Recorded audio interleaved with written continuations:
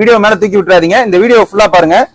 இது வந்து பாத்தீங்கன்னா ஒரு 1/2 HP மோட்டாருங்க, சாதாரண சென்ட்ரிஃபிகல் மோட்டாரு. இந்த மோட்டார்ல என்ன பிரச்சனை அப்படின்னு பாத்தீங்கன்னா, ஏசி மோட்டார்ல கஸ்டமர் சொன்ன கம்ப்ளைண்ட் என்னன்னா, ஹம்மிங் சவுண்ட் வருதுங்க, ஊன்னு ஒரு சவுண்ட் வருது, பிளஸ் கொஞ்ச நேரம் மோட்டார் ஓடுனால ஹீட் ஆயிடுது அப்படின்னாரு.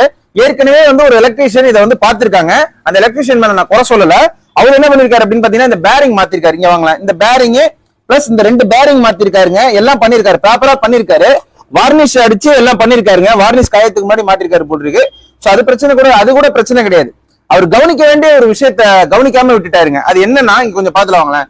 இப்போ இந்த ஆர்மேச்சரை கைட் பண்ணி ஓடக்கூடிய இந்த பேரிங் அவர் கவனிக்கல. எவ்வளவு ஷேக் இருக்கு பாத்தீங்களா? இந்த மாதிரியான ஷேக்கோட லைட்டா பஞ்ச் பண்ணி கொஞ்சோண்டு பேரிங் சொல்யூஷன் இன்சர்ட் பண்ணி மாட்டிருக்காரு. அந்த நல்லாவே தெரியுது.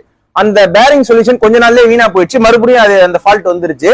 சோ இந்த மாதிரியான பிரச்சனைகள், பேரிங் வந்து ஷேக் ஆயிடுச்சு அப்படின்னா வெல்டிங் பண்ணி லேத்ல சீட்டிங் பண்ணி திருப்பி மாட்டணும் அப்படின்னா நெவர், எந்த